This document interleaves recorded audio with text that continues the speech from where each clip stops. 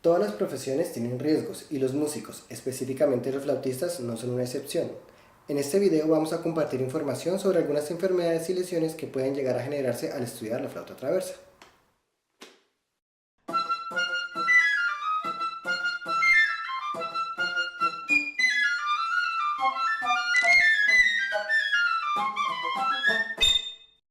Nos pusimos a la tarea de investigar qué tipos de complicaciones o enfermedades sufren los flautistas y encontramos que la gran mayoría de ellos tienen o han tenido enfermedades musculoesqueléticas. Las fuentes muestran que la parte motora es la más afectada. Este tema hace unos años era un tabú. Se creía que una persona que tuviera una enfermedad por tocar un instrumento era una persona que no se esforzaba, floja o que no tenía talento. Hoy en día sabemos que las enfermedades profesionales ocurren por otros factores. En el caso concreto de los músicos, la profesión requiere de estudiar durante mucho tiempo, con repeticiones bajo una presión tanto física como psicológica que puede acarrear problemas de no hacerse de la manera correcta.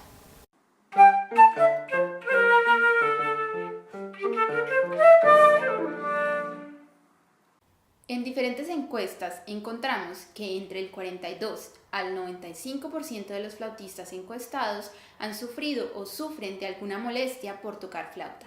Les problèmes principaux du flûtiste, c'est un problème un peu de dos, donc je trouve de nuque aussi, puisqu'on a tendance à avancer un petit peu la tête vers l'instrument. Et ce qu'il faut aussi faire très attention avec les élèves, c'est les positions. La position de vrille, c'est la position où lorsqu'on joue, on se bloque sur la droite et qu'il faut jouer un petit peu en s'orientant sur la gauche. Ich hatte schon Schwierigkeiten, aber vor allem bei Schülern, Studenten habe ich einige Erfahrungen gesammelt. Meistens geht es um das rechte Handgelenk, wegen unseres kleinen Fingers, der da 3 Klappen bedienen muss. Oder das kann sich auch auf den rechten Ellbogen konzentrieren. Das habe ich selber schon mal erlebt, nur weil ich da dumme Übungen gemacht habe. Oder es ist dieses Handgelenk oder es ist die Schulter. El flautista generalmente se ve confrontado con tendinitis, inflamación de los tendones en una mano o en un brazo o en ambos brazos. También problemas de cuello debido a nuestra postura asimétrica. También problemas de espalda o molestias en los hombros que pueden estar generados o pueden venir todos de un mismo sitio y se manifiestan de una u otra manera. Y también puede mucho más adelante que en personas profesionales venir la distonía focal que se puede presentar ya sea en áreas de la embocadura o de la cara, porque pues ahí funcionan muchos músculos, y también obviamente en problemas de control de dedos. Los diferentes estudios muestran que las diferentes regiones con molestias o dolores mencionadas por los flautistas fueron cuello, hombros, brazo, antebrazo, codo, muñeca, dedos, columna, espalda y mandíbula. En cuanto a enfermedades que se reportan en la parte motora encontramos compresión de nervios, enfermedades de tendones, disfunción craneomandibular y distonía focal.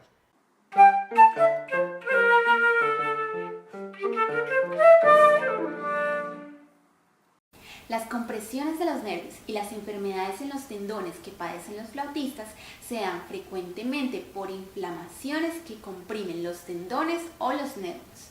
Es así como estas inflamaciones pueden llegar a generar problemas como el síndrome del túnel del carpio, el canal de Guyon, tendinitis u otros. Por ejemplo, el túnel del carpio es una estructura anatómica específica ubicada en la muñeca donde pasa todo el paquete vasculonervioso y tendones. Si esta zona sufre un estrés repetitivo, o sea, un desgarre microscópico en las fibras de los tendones producidas por muchas repeticiones, entonces esta zona se inflama, y como esta pequeña zona es un canal rígido, esta inflamación hace que se compriman los nervios y genera dolor. En general, el estrés repetitivo, es decir, la repetición excesiva, sin pausas y sin planeación, es el que genera ese tipo de lesiones. Una región del cuerpo que se puede ver afectada por la presión con el instrumento es la articulación metacarpofalángica del dedo índice de la mano izquierda, Esta presión puede generar una compresión del nervio radial, fibrosis y nódulos a nivel de los tendones, lo que puede terminar a largo plazo en una complicación que es el dedo en gatillo. El dedo en gatillo es cuando la base del dedo se vuelve más gruesa y se deforma, comprimiendo el tendón y afectando el movimiento del dedo. En la embocadura del flautista el labio inferior recibe mayor presión que el labio superior y esto genera una carga muscular en la mandíbula que puede generar una disfunción craniomandibular. La región de la mandíbula es una articulación sumamente compleja que se puede ver afectada como cualquier otra parte del cuerpo cuando se ve forzada a mucha tensión o presión. Los síntomas que se pueden generar al sufrir una disfunción craniomandibular son dolores en la mandíbula, en la musculatura que mueve la mandíbula, en la cara y en la región occipital de la cabeza.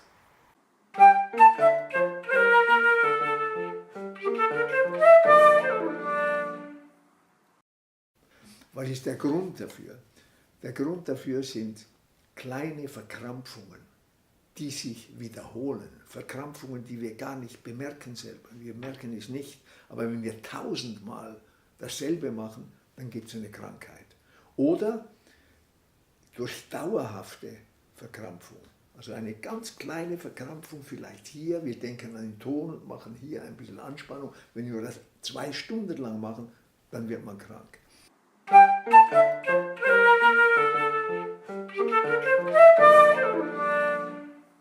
Yo creo que hay muchos diversos factores externos, como por ejemplo presión en diversas situaciones, ya sea como estudiante aprendiendo flauta o como profesional. También presión, esos externos, factores que vienen de afuera, presión interna, que el mismo flautista, el mismo estudiante sea una persona que se ponga bastante bajo presión, que necesite ganar X o Y premio para demostrarse a sí mismo y a otras personas. Entonces factores como esos influyen en que se practique y se toque de una manera exagerada. Inclusive hay personas que no paran, si les duela, ponen encima del dolor, encima de manifestaciones donde el cuerpo está diciendo es el momento de parar, siguen, y esto obviamente conlleva a empeorar toda la situación. Según diferentes autores, hay diferentes causas que pueden generar este tipo de enfermedades o lesiones en los flautistas, como la postura anormal y asimétrica de los brazos, la irregularidad al estudiar, la alta intensidad de estudio, la poca fuerza isométrica y de agarre, o en algunos casos, el no haber empezado con un instrumento acorde a su tamaño o un instrumento para niños. Los flautistas encuestados dicen que hay diferentes factores que influyen en la aparición de este tipo de molestias, como lo son una mala postura corporal, demasiadas horas de estudio, no hacer suficientes pausas, el aumento repentino y no planeado de las horas de práctica, carencias en la técnica, miedo escénico, poco estado físico, falta de reconocimiento cuando el cuerpo está cansado, cansancio, estrés, no calentar ni estirar, y en el caso de los flautistas de orquesta, las sillas no adecuadas. En conclusión, podríamos decir que todos estos factores son determinantes y deberían ser tenidos en cuenta.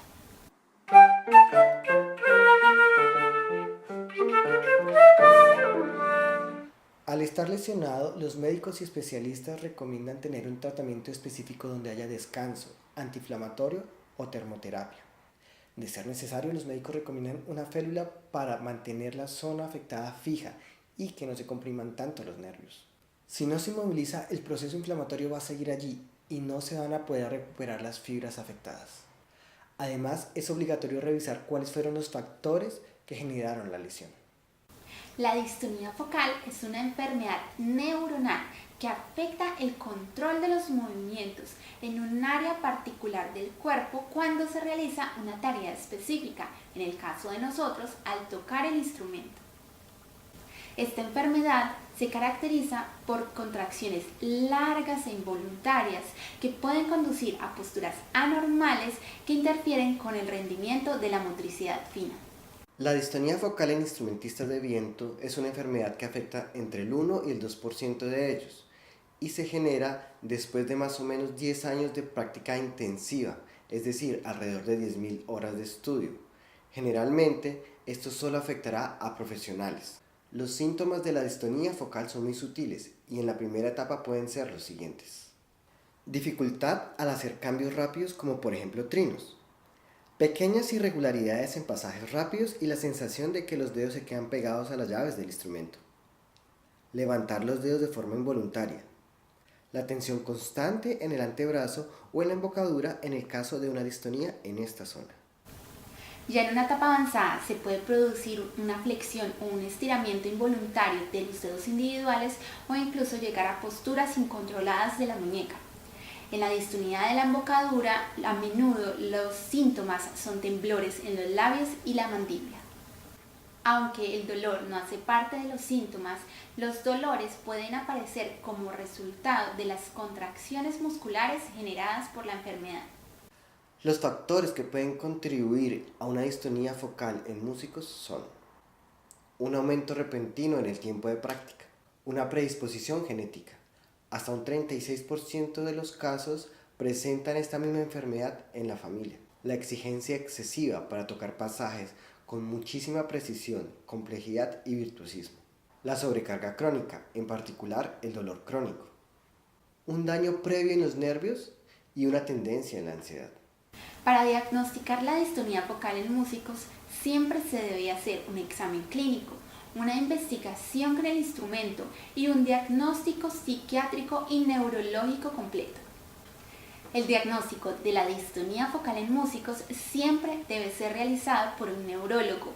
Un músico o un fisioterapeuta no están capacitados para hacerlo. Además, el diagnóstico de la distonía está relacionado a una angustia considerable y por lo tanto, en algunos casos puede ser necesaria la psicoterapia como una ayuda en la crisis. Al ser tan compleja esta enfermedad, solo a través de un especialista podemos llegar a la conclusión de padecerla y es por esto que no debemos autodiagnosticarnos. Claro está que hay diferentes tratamientos que pueden incluir terapias físicas, fomento del descanso, apoyo psicológico, modificaciones en el instrumento, técnica Alexander o terapia Feldenkrais, dispoquinesis, reentrenamiento de patrones de movimiento asociados y técnicas de tratamiento con espejo. En cuanto al tratamiento de la distonía focal en la embocadura, se puede tratar en los casos menos avanzados con ejercicios técnicos, cambios de embocadura y dándole una mayor importancia al manejo del aire. Sin lugar a duda, la mejor solución es prevenir estas enfermedades.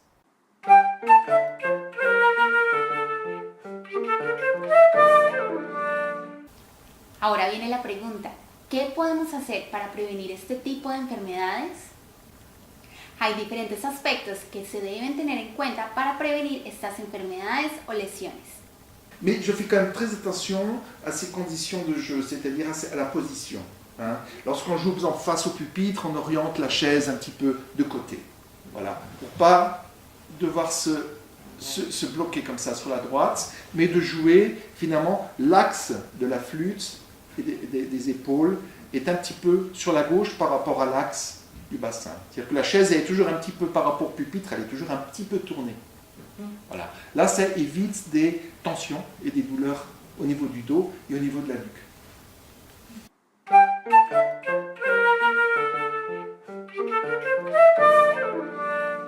Also, was kann man dagegen tun? Ich habe vor langer Zeit eine Übung erfunden, sozusagen, von der ich glaube, fast 100%ig, wenn man sie konsequent machen würde, hätte ein Flötist nie mehr solche Probleme. Ich habe es nicht immer befolgt und dann wurde ich krank. Ich nehme den rechten Vorderarm hinter den Kopf legen. So. Mit der linken Hand ein bisschen ziehen, so, dass Sie das hinter. Und dann noch besser den Unterarm massieren, indem Sie so drehen und zurück. Dann sehen Sie, alles, was Sie bei der Flöte gebraucht haben, ist weg.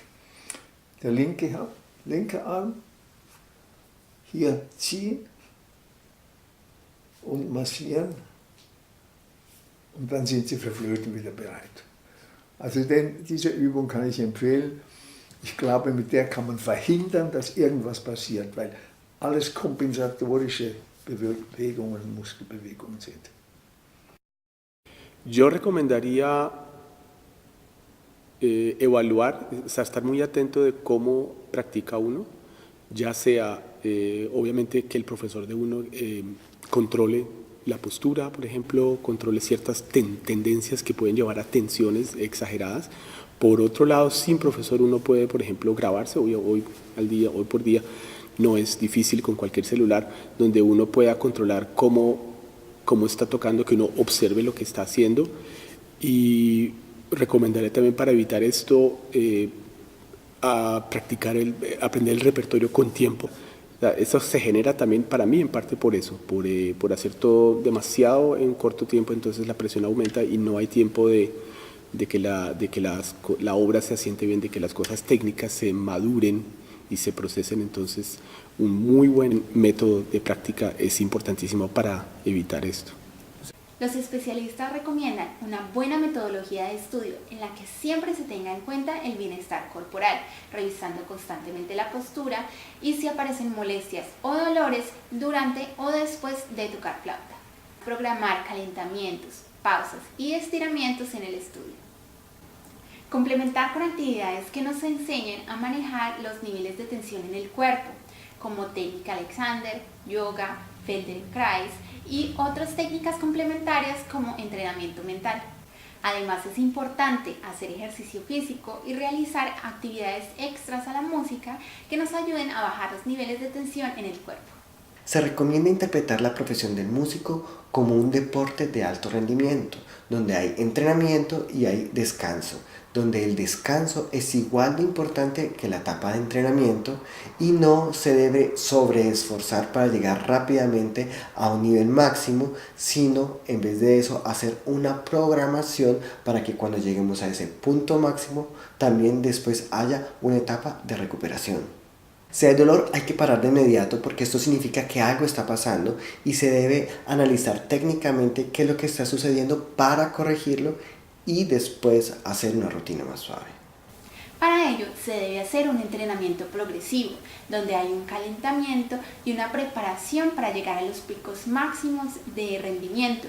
Esto incluye las microrutinas, que son rutinas que se hacen a diario, como por ejemplo ejercicios de calentamiento, estiramiento, ejercicios suaves e ir aumentando la intensidad progresivamente hasta llegar a un máximo rendimiento, luego bajar de nuevo la intensidad y al final se hacen estiramientos. Todo esto porque ninguna fibra muscular puede ser exigida al máximo desde el comienzo.